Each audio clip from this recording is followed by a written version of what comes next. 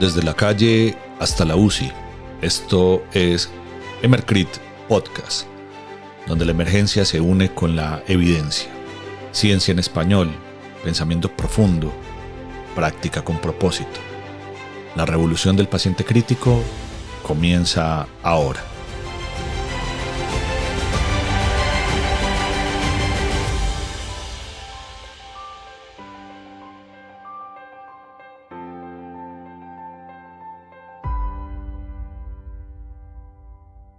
Un saludo para todos, esto es Emercrit Podcast al aire, su podcast de atención prehospitalaria, urgencias y cuidado crítico.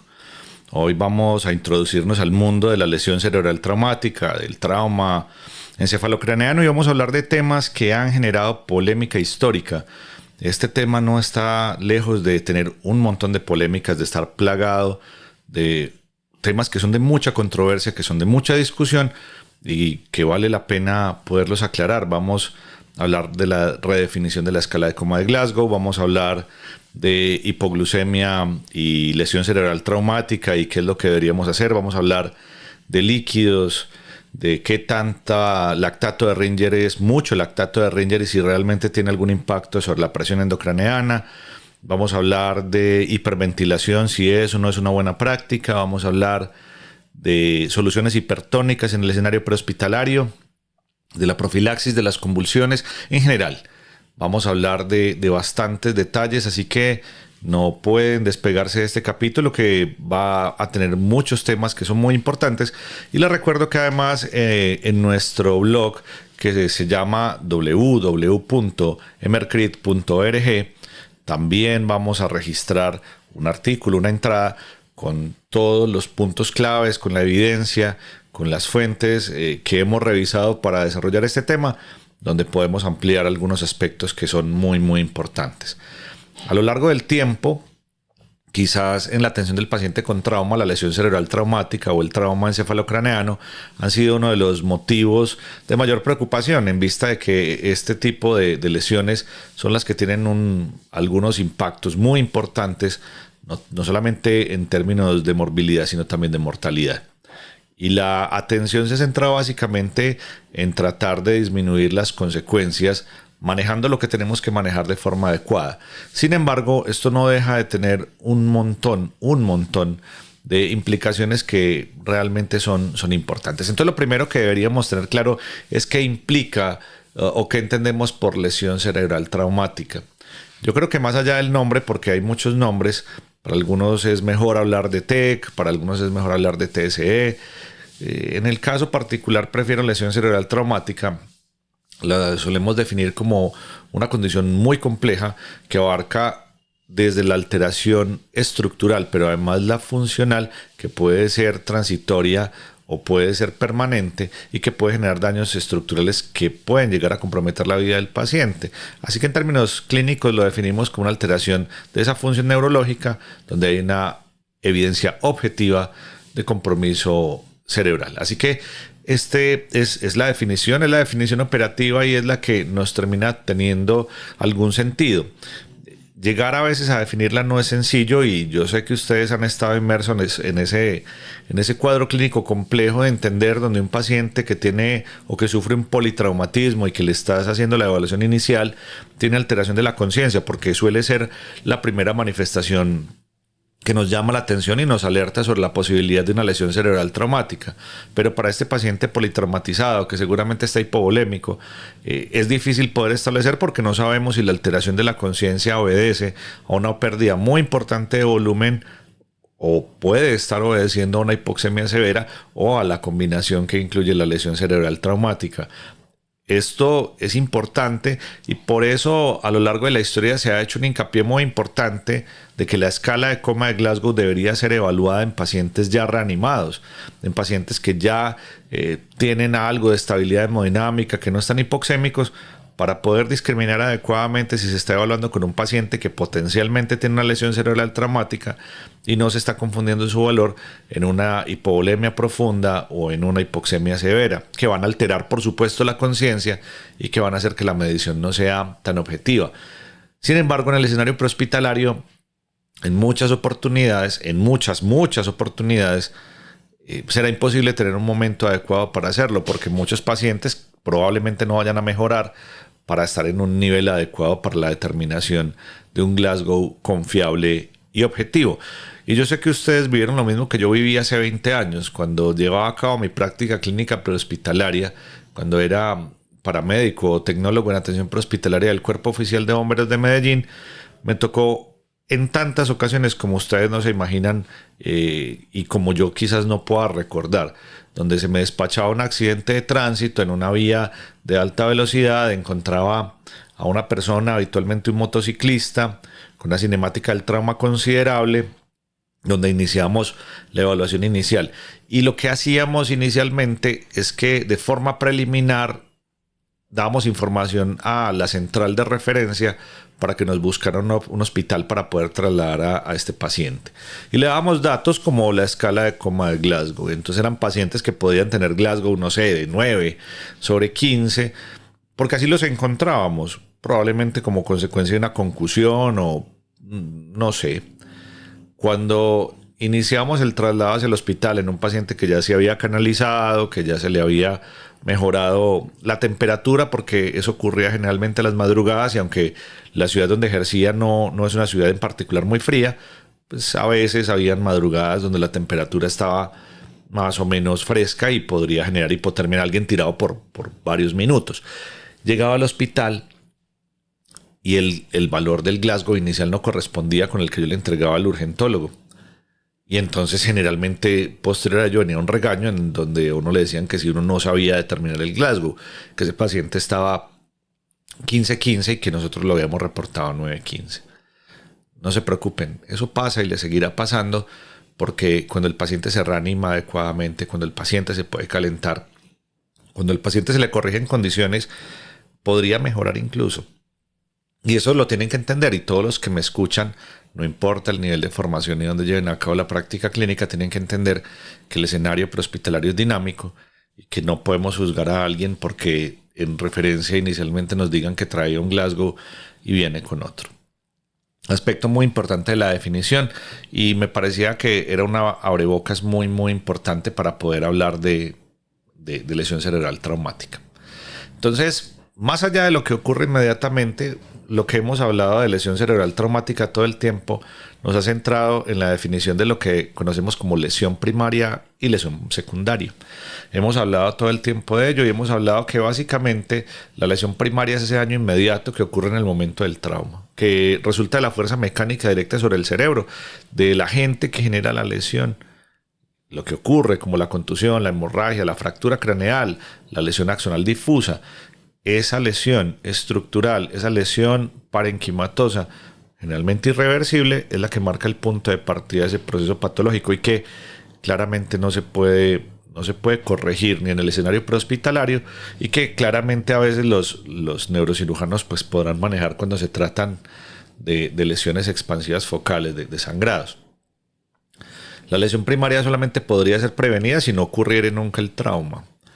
Pero la que nos ha convocado, la que siempre nos ha convocado, es la lesión secundaria, que es la que se desarrolla minutos, horas y días después del trauma y que incluye esos procesos de edema, de isquemia, de hipoxia, de toxicidad neuronal que se ocurre por el desbalance consecuencia del trauma, la inflamación, alteraciones metabólicas, que aunque no es inevitable, puede agravarse si no se maneja adecuadamente, y que las metas para el manejo de la lesión cerebral traumática históricamente se han proyectado para tener algún impacto sobre el desarrollo de la lesión secundaria, y que probablemente todas las hipos, la hipotensión, la hipoxemia, la hipoglucemia, la hipotermia, puedan empeorarla, y es menester tratar de darles manejo cuando nos toca.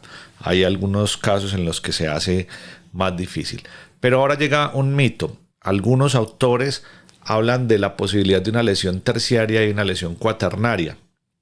La lesión terciaria tiene un poquito más de fundamento, aunque es un concepto emergente, y se refiere más a unos procesos un poco más tardíos que no se derivan directamente del trauma inicial ni de las complicaciones inmediatas, pero que son mecanismos progresivos en los que vías de apoptosis se llevan a cabo y donde se describe un fenómeno muy interesante que se denomina anoikis. La anoikis es una forma de muerte celular inducida por la pérdida del contacto de la matriz extracelular.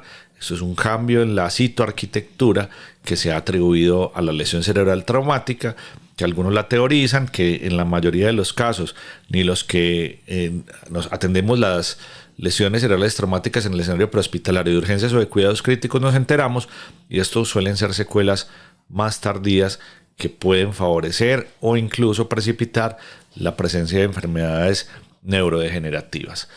No estamos muy seguros si de forma más o menos traslapada, relacionada, porque me parece que es algo bien relacionado. Algunos describen una lesión cuaternaria que no está formalmente reconocida en todas las guías clínicas, que no todos los autores están de acuerdo, pero los que están de acuerdo la describen como un conjunto de alteraciones sistémicas que suelen surgir mucho después de la lesión cerebral traumática y que hablan de disfunción inmunológica en el sistema nervioso central, también una disfunción endocrina y neuropsiquiátrica, y esta fase puede explicar la aparición de algunos trastornos como la encefalopatía traumática crónica o el deterioro cognitivo progresivo en esos pacientes que tienen lesión cerebral traumática, pero que además, vuelvo y les insisto, es un área gris, porque la lesión cerebral terciaria que se describe y la anoikis que genera precisamente esa falta de anclaje en la matriz extracelular podría explicar mucho de lo que aquí se explica. Entonces, ¿realmente vale la pena tenerlo como concepto? Quizás es definitivo, probablemente no.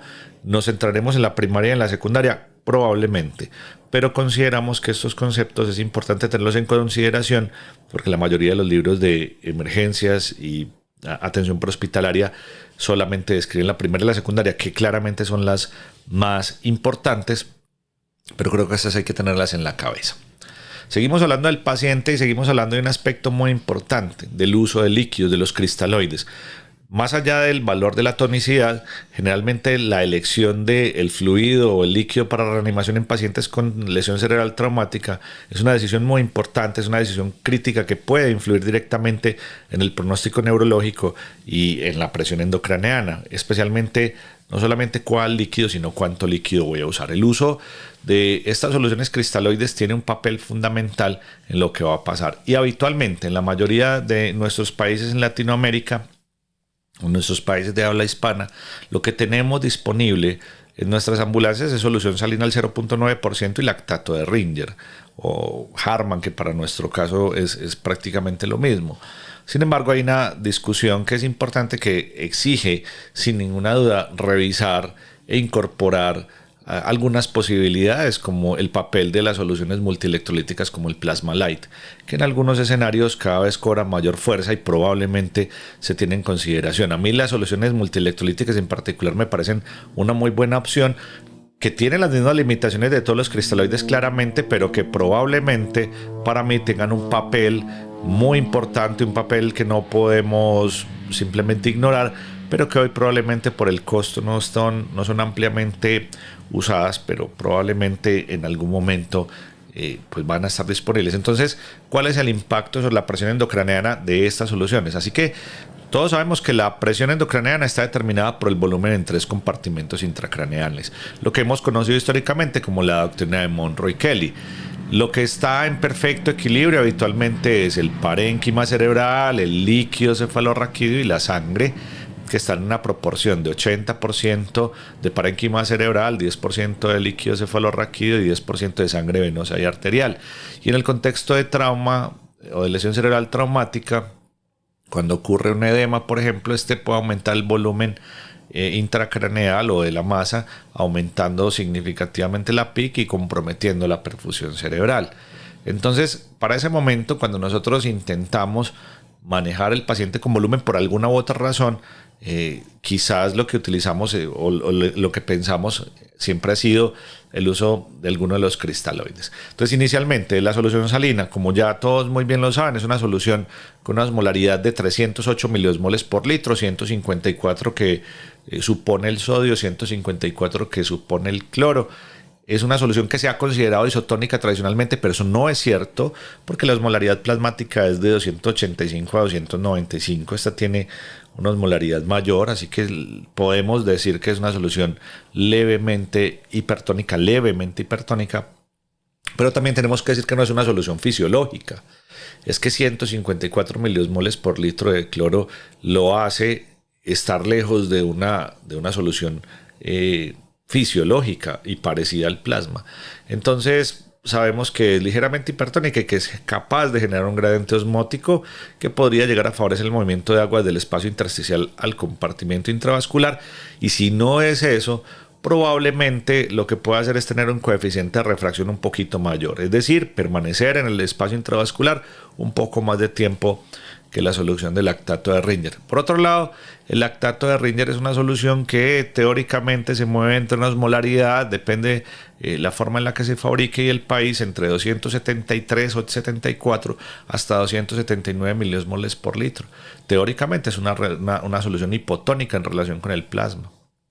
Y se ha demostrado categóricamente, porque hasta hace 10 o 12 años eso no se había demostrado. Eso era un principio de plausibilidad biológica, que una solución levemente hipotónica podría favorecer el edema. Ahora hay suficientes trabajos que han demostrado que su administración en volúmenes elevados podría reducir la osmolaridad plasmática y puede promover el desplazamiento de agua hacia el espacio intersticial. Esto incluye el tejido cerebral y puede empeorar el edema. Aunque el impacto es limitado en pacientes con lesión cerebral traumática leve a moderada, en los casos de los pacientes con síndrome de hipertensión endocrina establecida o riesgo de herniación cerebral, claramente puede ser perjudicial porque todo realmente puede sumar. Entonces la pregunta que yo quiero que nos hagamos cuando tengamos que usarlo, porque es que yo sé que nos podemos enfrentar a cualquier escenario. El escenario ideal probablemente es tener solución salina. Pero cuando por alguna razón no hay solución salina, cuando por alguna razón lo único que tengo es lactato de Ringer, entonces sí es que vale la pena utilizarlo y hasta qué punto. Entonces es muy difícil establecerlo, pero la literatura más o menos ha sugerido que el riesgo de aumento significativo de la presión endocraneana que se asocia al lactato de Ringer se suele manifestar cuando se administran volúmenes superiores a 30 mililitros por kilo por hora en pacientes con TEC. Es una cantidad muy importante, muy importante de lactato de Ringer. Cuando reanimamos con un bolo de 1000 y luego otro bolo de 1000 y luego otro bolo de 1000, pues sabemos que eso no tiene mucho sentido.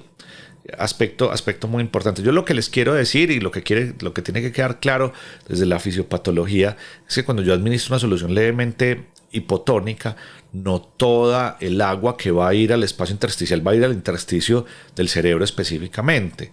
Y eso quiero que quede muy claro. Administrar un bolo de 250 o 500 quizás no tiene un impacto tan significativo porque no todos esos 250 a 500 van a ir y no todo se va a convertir en agua libre, porque lo que sabemos es que por cada litro de lactato de Ringer se puede llegar a aportar entre 100 y 150 mililitros de agua libre. Agua que va a ir al espacio intersticial en este fenómeno que llamamos coeficiente de refracción, que es tiempo de duración de la solución en el espacio intravascular y luego de la salida del espacio intersticial. Esto es lo que puede llegar a contribuir a edema cerebral en adultos, que puede llegar a tener un impacto significativo.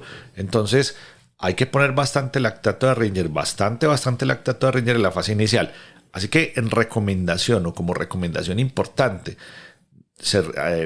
tiene que tener esto siempre presente, y es que no recomendamos superar los 1500 mililitros de lactato de Ringer en una fase inicial de reanimación, atención prehospitalaria y en urgencias en pacientes que tengan síndrome de hipertensión endocraneana o edema cerebral establecido o sospechado, e incluso algunos volúmenes menores podrían ser clínicamente relevantes, pero 1500 es el corte.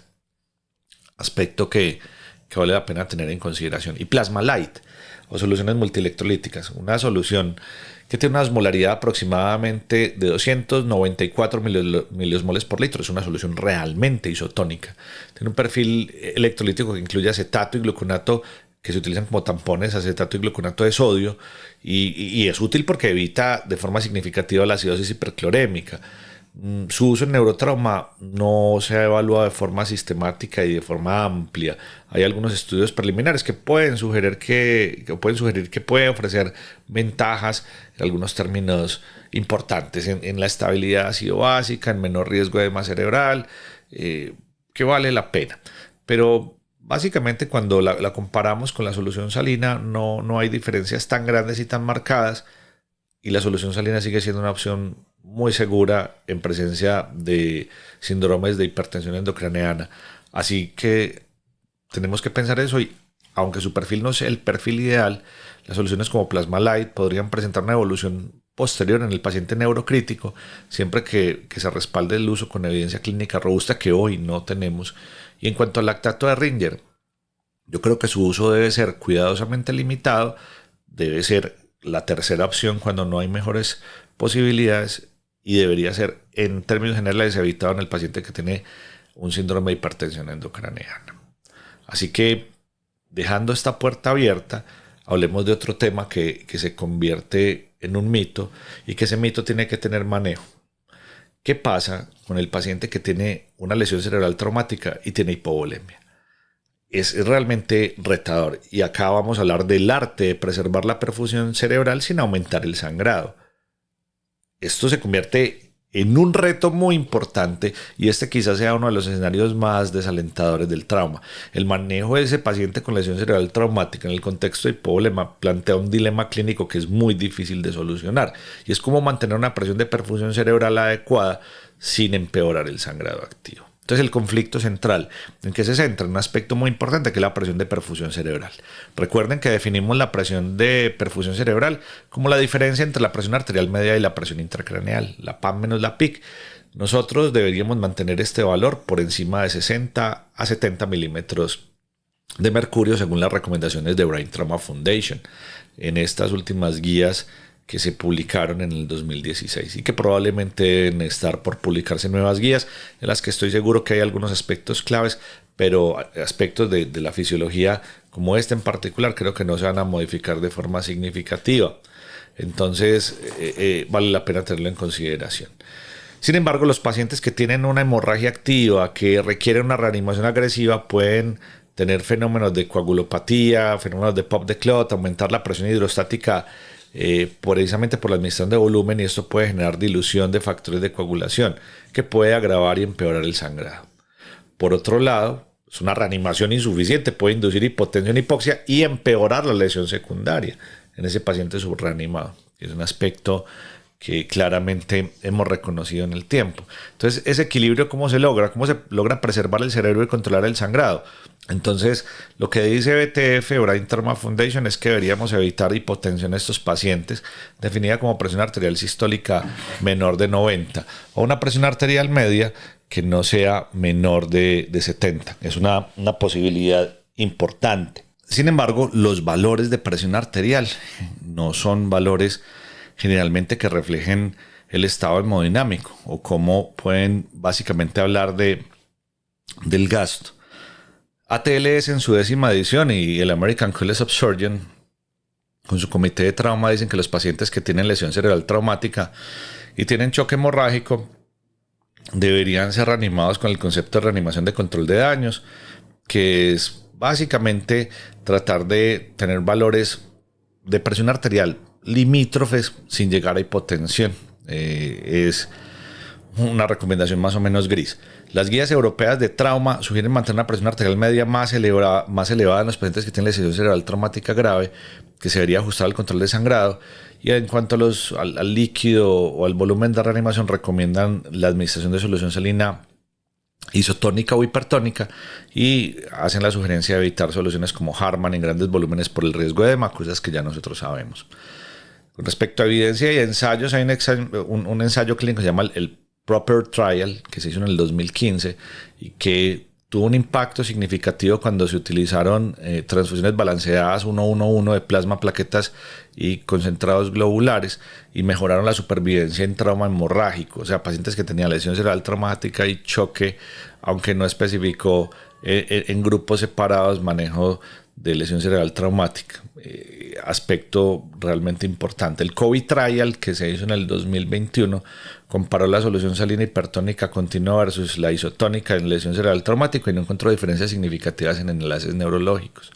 Así que este es un aspecto importante. Vale la pena que el manejo del paciente con hipovolemia y lesión cerebral traumática tenga los mismos principios de manejo de vía aérea de oxigenación, evitar el Harman en exceso, utilizar solución salina o soluciones multielectrolíticas en bolos titulados. Se puede considerar soluciones hipertónicas para mejorar la hemodinámica o la hemodinamia del paciente más allá de el impacto sobre la presión endocraneana, más útil en casos de hipertensión endocraneana o signos de herniación. tratar de limitar los cristaloides y empezar a pensar en hemoderivados, que quizás sea un aspecto muy importante. La hemostasia precoz es muy, muy importante, y para los pacientes que tienen hipovolemia y que tienen sangrado cerebral o intracerebral, el uso de ácido tranexámico dentro de las 3 primeras horas pues está evidenciado por los estudios CRASH 2 y CRASH 3. ¿Y qué de los vasopresores? Pues si los pacientes se mantienen con valores muy bajos de presión arterial, se puede pensar en el uso de vasopresores y de líquidos. Para ese propósito, usar norepinefrina para mantener la presión arterial media y mejorar la presión de perfusión cerebral, pero haciendo un énfasis importante en tratar de mantener a esos pacientes no sangrando, o tratar de hacer hemostasia de alguna manera. Mantener normotermia, normocapnia y normoglicemia son aspectos que vale la pena tener en consideración. Difícil, es un escenario difícil y dramático, especialmente en el escenario prehospitalario, y especialmente cuando hay hemorragias que no son controlables, hemorragias que pueden ocurrir en el contexto de una fractura de pelvis, de una hemorragia intraabdominal que solamente podrá ser controlada por el cirujano, donde esto se vuelve muy retador, y ya sabemos que esa combinación es una combinación con una mortalidad bastante alta. Valores de presión arterial en neurotrauma. ¿De dónde vienen esas metas y por qué son importantes? Que se relacionan con lo que hemos venido hablando hasta ahora. En ese manejo del paciente con lesión cerebral traumática, quizás uno de los pilares fundamentales es mantener la presión de perfusión cerebral de la que habíamos hablado y mantener esos valores por encima de 60-70 milímetros de mercurio. El problema grave ocurre cuando aumenta la presión endocraneal, y probablemente esa diferencia hace que tengamos que tener una presión arterial media más alta para mantener la presión de perfusión cerebral. Cuando la presión de perfusión cerebral está por debajo de 50, cosas muy malas van a pasar, y probablemente en valores menores pues inimaginablemente el pronóstico será muy malo. ¿De dónde surgen las metas de valores de presiones arteriales? Las recomendaciones actuales provienen de ensayos clínicos aleatorizados. No provienen de ensayos clínicos aleatorizados, vienen de algunos datos de prospección, de evidencia acumulada y de consenso de expertos. Generalmente la que hace estas observaciones es Brain Trauma Foundation y algunas sociedades internacionales de trauma. Pero sí hay algunas cosas que sí sabemos con certeza, con plena certeza. Sabemos que un solo episodio de hipotensión puede duplicar la mortalidad en pacientes con lesión cerebral traumática. Eso lo tenemos muy claro hace mucho tiempo. Sabemos que el cerebro lesionado puede perder la capacidad de autorregulación y se puede volver muy dependiente de la presión arterial media sistémica para mantener el flujo sanguíneo cerebral. Y es por eso que se han tratado de establecer umbrales seguros de presión arterial sistólica que en la práctica pueden asegurar una presión de perfusión cerebral cercana a los 60 milímetros de mercurio, que en teoría es lo que se requiere en la mayoría de los pacientes, incluso sin un monitoreo directo de la presión endocraneana cuando no estuviera disponible. Entonces, ¿qué dicen las guías? Brain Trauma Foundation dice que las metas de presión arterial se deberían diferenciar por edad. Dice que para los pacientes de 14, 15 a 49 años, y mal no estoy, y hasta los 70 o pacientes mayores de 70, a ver, ellos básicamente hacen una relación bien interesante. Pacientes de los 14, 15 hasta los 49 años y los pacientes mayores de 70 pueden tener presiones arteriales sistólicas que deberían ser mayores de 110, la sistólica mayor de 110. De los pacientes de 50 a 69 años, la presión arterial sistólica debería ser mayor de 100. Esa es la diferencia fundamental. Y es lo que se tiene que tener en consideración. Buscar metas y valores de presión arterial donde se han modificado algunas edades extremos de la vida y pacientes adultos jóvenes, y algunos ya entrados en años. Estas recomendaciones se basan en estudios de cohortes donde se observaron menor mortalidad en esos rangos de presión. En algún momento de la vida yo tenía en la cabeza, hasta que empecé a revisar, a buscar las guías para este podcast, que la edad de corte era de 40 años, y muchas veces lo creía así, y de hecho yo tenía una idea mezclada, una idea creo que inapropiada, donde pensaba que los pacientes desde los 15 hasta los 40 había que mantener las presiones arteriales sistólicas de 100, y de los 40 para arriba mayores de 110, y no es así. La edad de corte son 50 años, y ya saben que para estos pacientes más jóvenes y mucho más mayores de 110, y para los de 50 a 69 de 100. Entonces, bueno, la pregunta sería, la edad en qué influye, de qué manera influye en la fisiología cerebral y vascular. Claramente los adultos mayores mayores de 70 años, en ellos la reserva vascular cerebral es menor debido a que hay endurecimiento de las arterias, fenómeno que llamamos aterosclerosis y arterioesclerosis, que es esa dureza. La ateroesclerosis es la formación de placas de tejido o ateromas al interior y la pérdida de esa reactividad vascular. Los pacientes más jóvenes, la autorregulación puede verse comprometida por disautonomía postraumática descrita, entonces vale la pena tenerlo en consideración, o sea que en ambos extremos de edad se ha observado una mayor mortalidad cuando la presión arterial cae por debajo de 110. En el grupo de 50 a 69 años parecen tolerar una meta ligeramente más bajita sin comprometer de manera significativa la presión de perfusión cerebral ni aumentar las complicaciones hemodinámicas, así que vale la pena tenerlo en consideración. Una vez más, pacientes de 15 a 49 años y mayores de 70, presiones arteriales sistólicas mayores de 110 y pacientes de 50 a 69 años mayores de 100. Estas metas aumentan la probabilidad de mantener una presión de perfusión cerebral mayor de 60 y se pueden asociar con reducción significativa de la mortalidad. En el futuro vamos hacia otras cosas, a poder monitorizar a los pacientes de manera multimodal, poder hablar de oxigenación tisular cerebral, de pensar en cuidado intensivo en hacer microdiálisis, poder vigilar a los pacientes a través de Doppler transcraneal, poder evaluar la autorregulación de forma dinámica. Y de hecho hay un trial muy interesante que se llama el CRIBAIS. Este trial y otras iniciativas han planteado que el futuro no es una MAP, una presión arterial media objetiva, sino una presión de perfusión cerebral óptima individualizada y determinada de forma objetiva y no de forma secundaria. Claramente el único escenario donde podemos conocer el valor de la presión de perfusión cerebral objetiva es en la unidad de cuidado intensivo, cuando los pacientes tienen un catéter intraventricular y se está midiendo la PIC, porque ahí sí podemos hacer la diferencia en la ecuación, pero en muchos otros escenarios no es muy fácil observarlo.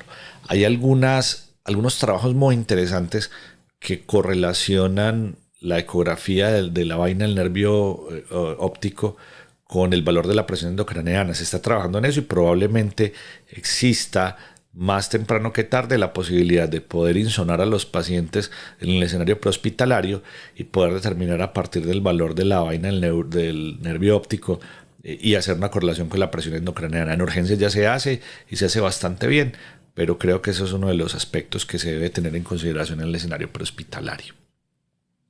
Llega uno de los temas que ha sido controversial y que incluso se ha abordado en el programa PHTLS. Yo tuve esa disyuntiva cuando tuve la posibilidad de revisar la 9ª edición. Era hiperventilar en neurotrauma. ¿Eso es un aliado o es un riesgo?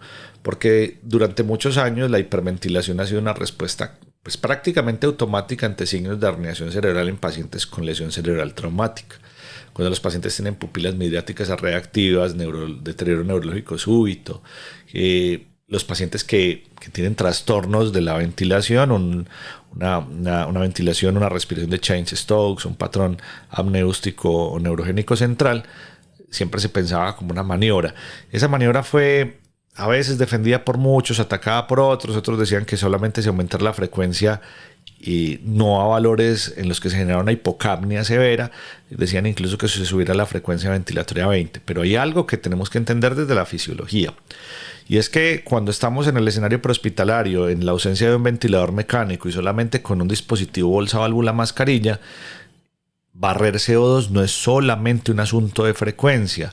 Barrer CO2 también es un asunto de volumen. Si yo aumento el volumen corriente de forma significativa, también podría barrer CO2. Entonces, hablar de un valor en particular para poder correlacionarlo con un valor de PCO2 sin la posibilidad de monitorizarlo es peligroso. Y hoy entendemos que quizás eso no tiene mucho sentido. Pero para los que seguramente se están preguntando cómo funciona tratar de hiperventilar a alguien o por qué esa recomendación existía, pues se los explico de forma muy sencilla. Cuando hiperventilamos los pacientes, esto suele reducir la presión parcial de CO2, o sea, generar hipocapnia, y esto suele provocar vasoconstricción, especialmente cerebral, y esto suele disminuir el volumen sanguíneo cerebral.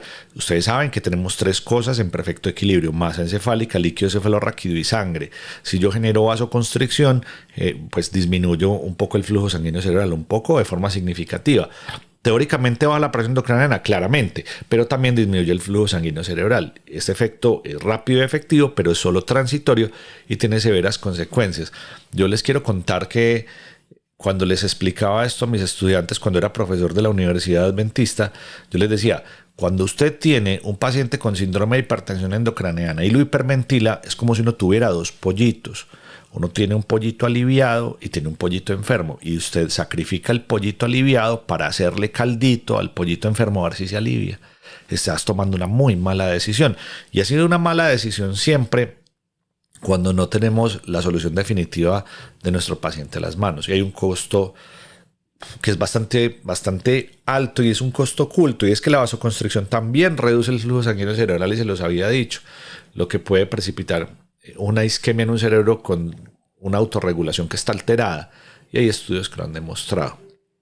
Pacientes que tienen valores de PCO2 de 25 a 30, ese flujo sanguíneo cerebral puede caer hasta un 30%, y ese beneficio sobre la PIC va a durar muy pocos minutos, y la hipocapnia mantenida se usa a peor pronóstico neurológico. Entonces, Brain Trauma Foundation desde el 2016 desaconseja la hiperventilación profiláctica, y a veces solo la justifica como una medida temporal ante la herniación cerebral, que puede llevarse a cabo mientras se implementan tratamientos definitivos. Es decir, generalmente a veces la hacen los anestesiólogos previo a la cranectomía descompresiva para comprar algunos minutos mientras el neurocirujano utiliza el craneótomo y logra su propósito. Eso es algo que puede no ser un poquito off-label, pero yo sé que en la práctica clínica se hace. Las guías europeas en el 2019 reafirman también que no debe usarse de forma rutinaria y se acepta únicamente en emergencias vitales, donde no tengo nada más que ofrecer. Prácticamente es un intento desesperado, Pero ¿qué les tengo que decir del entorno prehospitalario? La práctica histórica de hiperventilar agresivamente ha sido reevaluada, y yo creo que hoy se recomienda mantener normocapnia para los pacientes cuando tenemos la posibilidad de monitorizarlos. Como valores generales deberíamos tener de 35 a 40 milímetros de mercurio, y algunos piensan que la hiperventilación solo se justifica ante signos claros de herniación, pero me parece que es difícil poder establecerlo, que se necesita bastante experiencia y que tenemos que definir qué es herniación, porque no solamente la herniación amigdalina es la herniación por antonomasia, también hay herniaciones tonsilares, hay herniaciones subfalcinas, y sobre esto no estamos muy seguros que la capacidad en general del personal prehospitalario para reconocerla sea amplia. Hay gente que tiene una capacidad muy amplia de la evaluación del paciente neurocrítico y de conocer estos patrones, pero hay muchos que no, y van a de forma rutinaria hiperventilar pacientes, y esto va al final a generar problemas muy graves. Así que la evidencia actual apunta que faltan ensayos clínicos robustos y estudios observacionales de monitoreo de la oxigenación propiamente dicha en el parénquima, que puedan mostrar que la hiperventilación mantenida puede aumentar el riesgo de isquemia. Eso lo sabemos claramente, pero la tendencia actual seguirá siendo individualizar en los pacientes la terapia, aspecto muy importante. Así que la hiperventilación no es una buena idea en ninguno de los escenarios. Tranexámico en pacientes con lesión cerebral traumática. ¿Qué dice el CRASH 3? El estudio CRASH 3 fue publicado por Lancet en 2019. Es el ensayo clínico más amplio y relevante hasta la fecha sobre uso de ácido tranexámico en pacientes con lesión cerebral traumática. Se llevaron a cabo, eso es un estudio multicéntrico en 29 o más de 29 países con unos 12,000 pacientes. Es un estudio aleatorizado en el que se hizo doble cegamiento, fue controlado como un placebo y buscó responder a una pregunta que era muy importante. ¿El ácido tranexámico podría reducir la mortalidad en el paciente con trauma cefalocraneano? Entonces, ¿qué fue lo que mostró? Hay un aspecto que es la mortalidad global, y básicamente no se observó diferencia estadísticamente significativa entre el grupo que recibió ácido tranexámico y el grupo de placebo. Esto llevó a una interpretación inicial que cuestionaba la utilidad y que pensaba que no debería ser utilizado. Sin embargo, en un subgrupo, que es el grupo de mortalidad por hemorragia intracraneal, es aquí donde hubo un hallazgo crucial, y es que el ácido tranexámico sí redujo la mortalidad específica por sangrado cerebral traumático, especialmente en pacientes que tenían hemorragia intracraneal documentado probable. O sea que básicamente no lo salva a todos, pero sí puede llegar a tener algún propósito en los pacientes que tienen sangrado intracerebral. el factor de tiempo es muy importante y el ácido tranexámico que se administró solamente en las primeras horas tuvo algún impacto importante. Después de ese punto, el efecto desaparece y es el mismo efecto que se describe en el CRAS-2 para los pacientes con hemorragias masivas. Y más allá de las 8 horas podría incluso ser perjudicial. Y esto confirma cosas que ya sabemos, es que el ácido tranexámico es un fármaco con una ventana terapéutica corta, donde la administración temprana es crítica y donde pensamos que quizás en el escenario prehospitalario tenga algún sentido. Desde el punto de vista de severidad de trauma, el efecto positivo se observa en pacientes que tienen lesiones cerebrales traumáticas de moderadas a severas, con Glasgow entre 3 y 8, y en caso de daños cerebrales masivos, por ejemplo, pacientes con Glasgow de 3, con pupilas que están reactivas, que están están midriáticas, no reactivas, parece que el ácido tranexámico tampoco modificó el desenlace. Básicamente tiene algún papel, pero no es un medicamento milagroso. No está lejos de tener algunas controversias, y es que puede reducir la mortalidad o reducir el sangrado, y esa es la pregunta. Y aunque no hubo una reducción en la mortalidad total, y eso quedó claro desde el principio, sí en el análisis detallado en el subgrupo se pudo demostrar que sí redujo las muertes por sangrado intracraneal.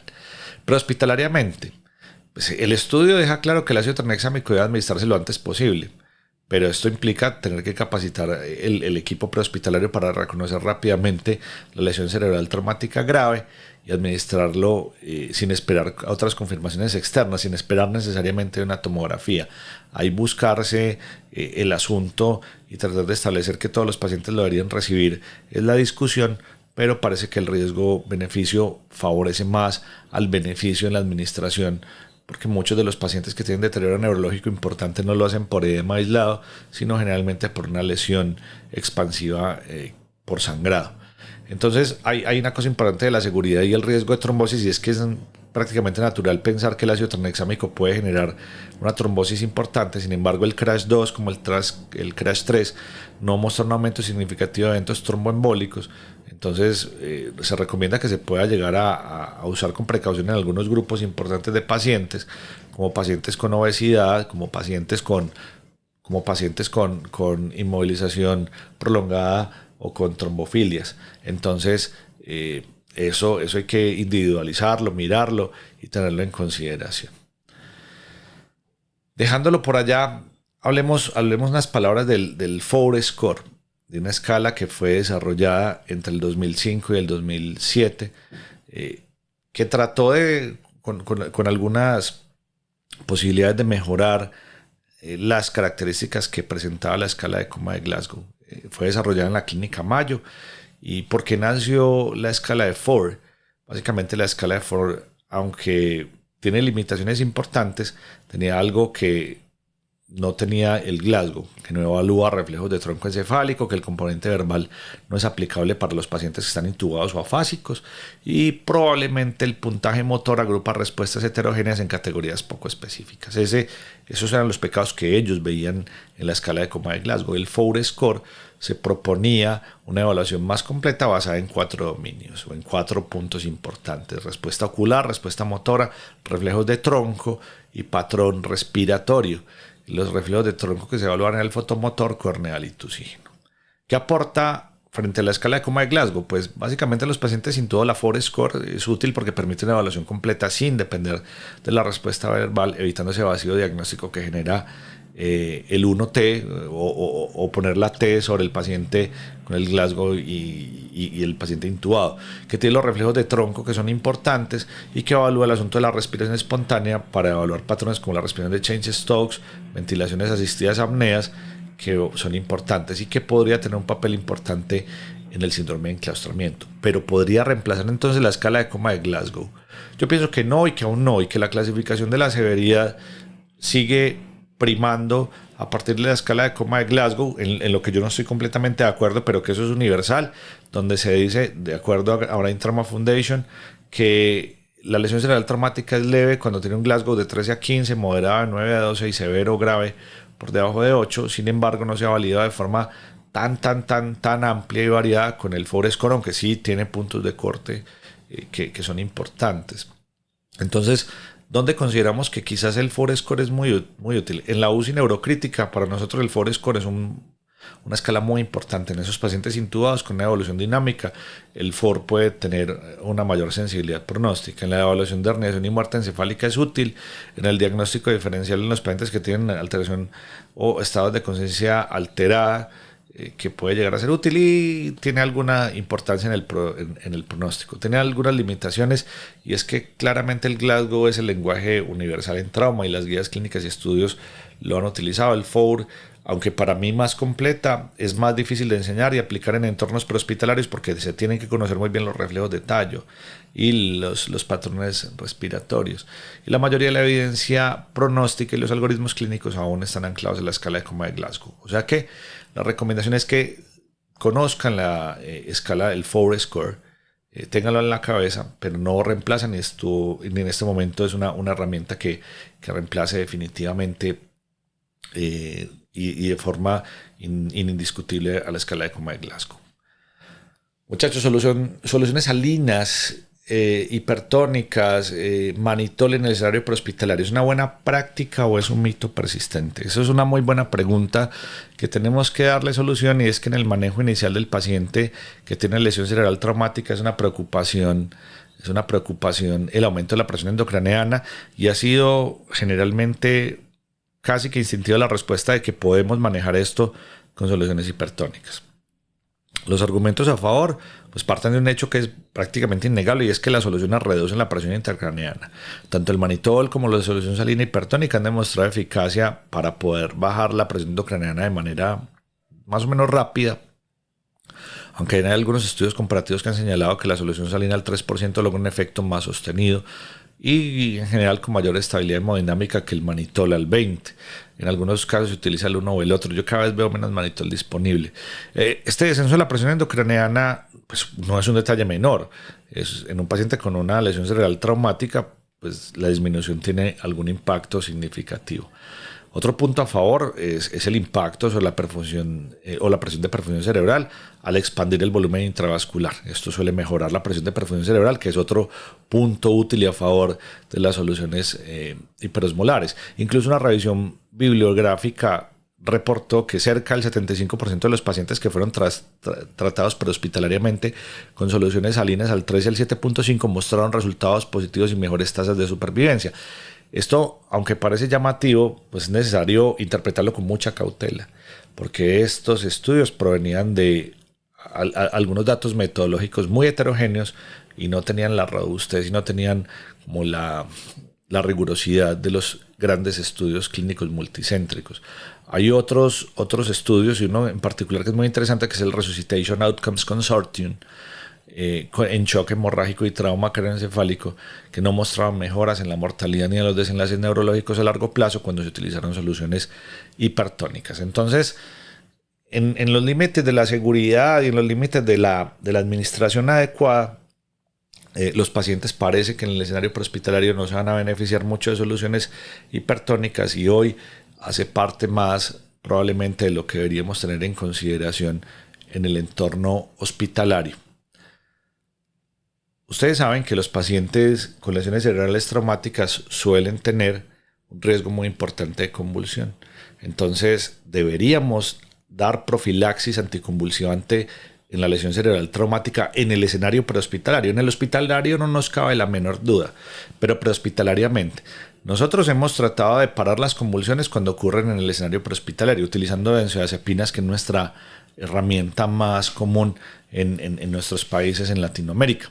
No todos tienen medicamentos o benzodiazepinas porque son considerados medicamentos de control, pero en el escenario prehospitalario el uso de profilaxis es bastante difícil. Y es que estos pacientes que tienen lesión cerebral traumática grave y factores de riesgo que están muy bien definidos, todos estos que tienen Glasgow menor de 10, que tienen fracturas de cráneo deprimidas, que tienen trauma penetrante, que tienen hematomas intracraneales o contusiones cerebrales, en estos pacientes solemos hacer profilaxis anticonvulsivante en los primeros 7 días, que es una ventana temprana que busca reducir de manera significativa las convulsiones postraumáticas precoces que aumentan el consumo de oxígeno y que para nosotros no son un buen negocio. pero prehospitalariamente hay algunas consideraciones claves, y es que hay una dificultad importante para identificar de forma precisa los pacientes que realmente se benefician. Ya vimos quiénes son y no todos van a poder ser definidos en el escenario prehospitalario. Pueden haber posibles efectos adversos de los fármacos y monitoreo adecuado. Hoy en el hospital el medicamento que más utilizamos es el levetiracetam, brivaracetam, cuando está disponible, y en el escenario prehospitalario no suele estar muy disponible.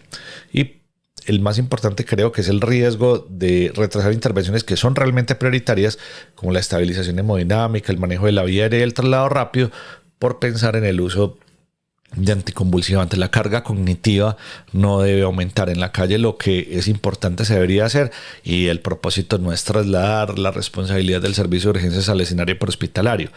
La discusión aquí se debería llevar a cabo de si esto vale la pena iniciarse cuando el traslado es prolongado, y eso ya es otro escenario diferente, pero en los escenarios más cortos probablemente la evidencia no avala esta intervención. Ahora, hablemos un poco y volvámonos a meter en la escala de coma de Glasgow y pacientes intoxicados. ¿Qué tan válida es?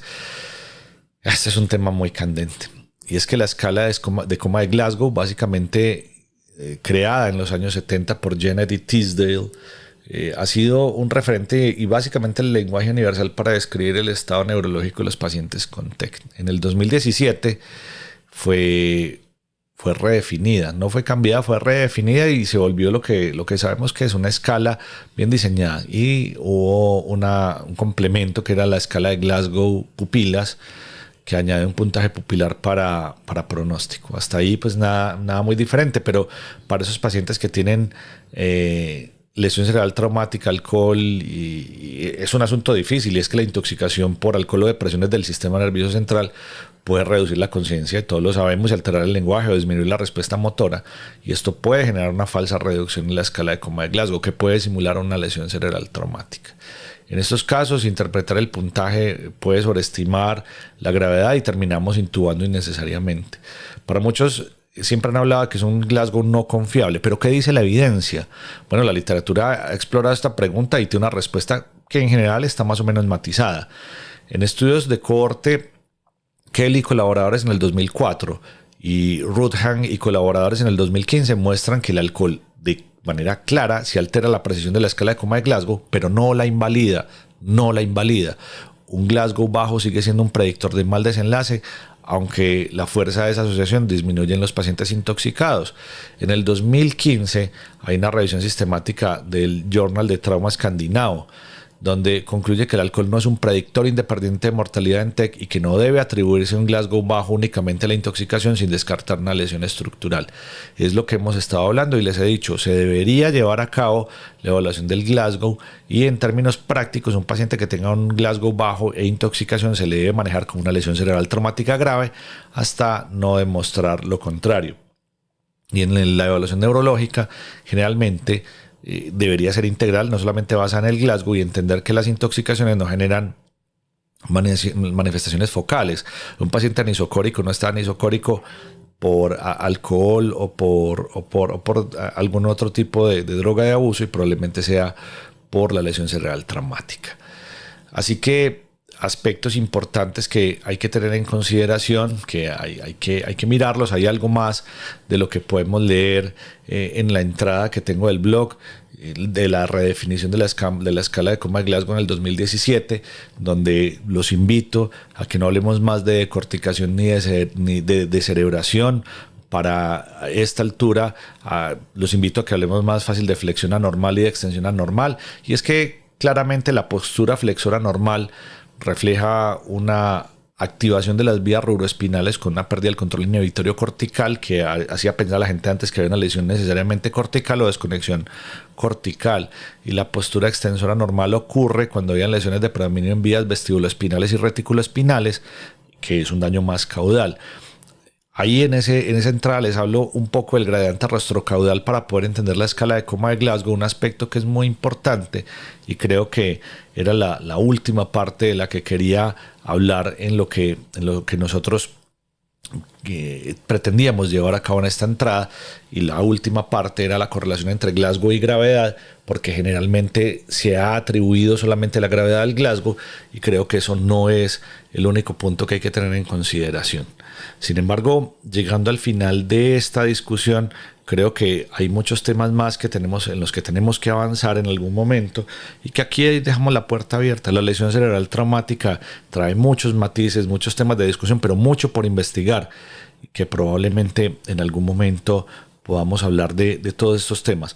Pero los invito a que lean la entrada en el blog de www.emercrit.org y pues déjenme en los comentarios y discutimos los aspectos que pueden ser relevantes en su práctica clínica, los temas que evidentemente acá no tienen toda la evidencia al final descrita y no es definitivo, por supuesto. Hay algunos temas que se pueden prestar para discusión, pero ese es el propósito y es la razón para la que un podcast como Emercrit exista. Les envío un fuerte abrazo a todos. Muchas gracias por acompañarme en esta casi hora de discusión sobre lesión cerebral traumática. Espero que nos veamos muy pronto y recuerden seguir conectados en su podcast de atención prehospitalaria, urgencias y cuidado crítico, Emercrit Podcast. Hasta la próxima.